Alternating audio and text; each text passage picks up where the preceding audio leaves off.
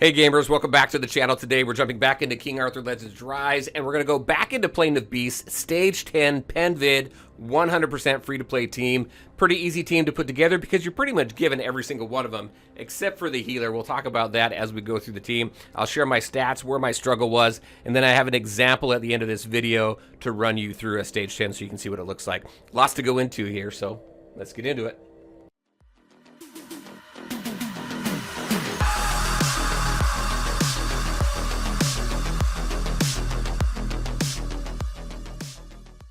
All right, and welcome back. Let's go ahead and just jump into it. Penveid, Plane of Beasts, 10, pretty easy. Here's my team.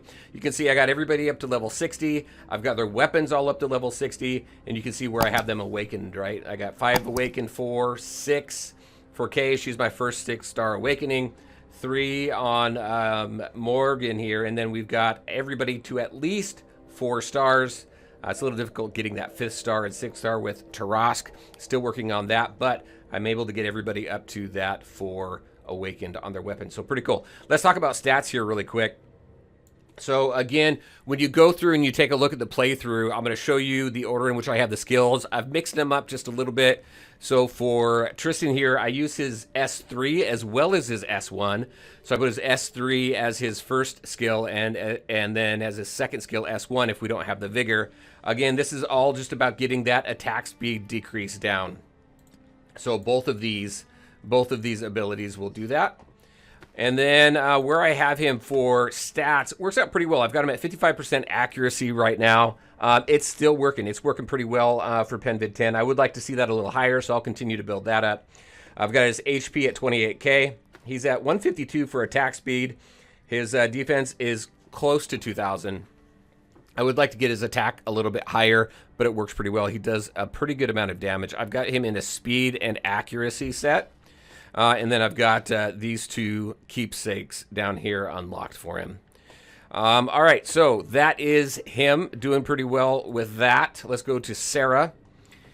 Sarah, the thing with Sarah, so you don't have to have her. You can use other healers as well. You just have to be able to heal through the damage that Penveid is doing, so just something to keep in mind there.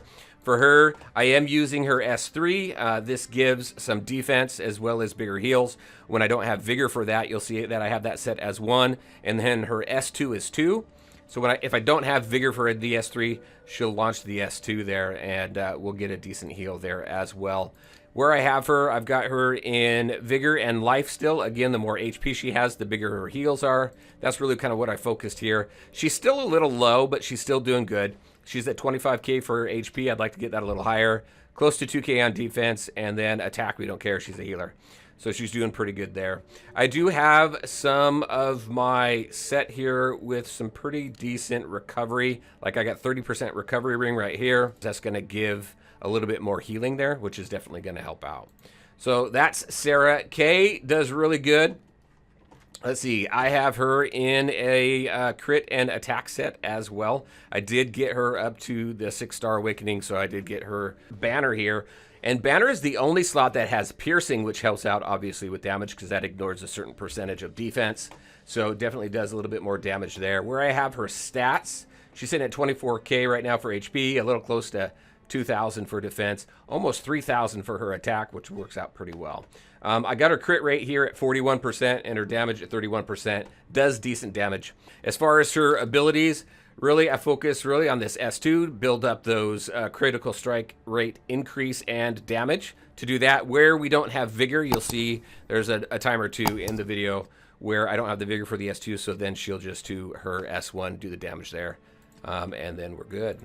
Now, where I struggled actually was with her, and it was with her HP. I had her down around probably 20. I had to get her up over 24k in order for this to work out fairly well. So that was my biggest challenge there. Defense was a little bit low as well, so as I improved the HP, defense was coming up as well, just with some of the stats that I had on some of my gear. But this is my minimum. To where I was able to go in and do it 100% of the time, every single time, and clear that 10th stage. And then finally, Morgan. All of these characters are free to you, right? Tristan, you get in the campaign. Kay, you get right off the bat. Morgan, you get from your first pull. It's just your healer that's up in the air as far as who you get. You start off with Turin. You get her for free. I'd quickly swap her out for Sarah if you could. Isolde will do fairly well. Clementine probably would be the second best healer for me, in my opinion, for Penveid, only because she's got that extra attack. The only thing with Clementine with that extra attack is that it's random. So you got the horns, so it could attack one of the horns instead of attacking him himself on that shield to get that shield down. So as long as your healer can heal through the damage, you're going to be fine. Morgan, where I have her, as far as her equipment, I've got her in accuracy and vigor as well. So she's sitting at 67% accuracy, 22k. This is pretty low, 22k for HP, 2,000 for defense, and up over 2,400 for her attack. So that's the team working out really well for me. Coming up, like I said, you've got the video that's going to show you kind of how I'm using the skills and just kind of a good playthrough of what that looks like. Very curious, what does your team look like for Penveid 10? Are you using this team or another team? I really wanted to get these free-to-play teams out so people could start focusing on them early. There's advanced teams and all sorts of teams using Bedivere and Jillian and all that stuff who are great characters. But really kind of my focus is focusing on these free-to-play teams. They're just easy to build and move quickly, so you don't have to worry about so much RNG from summoning. All right, and that is what I had for you. As always, I want to thank you all for taking the time to watch the video. If you liked it, make sure to hit that like button and share your thoughts and questions in the comment section below. Take care, everybody, and enjoy the rest of the video.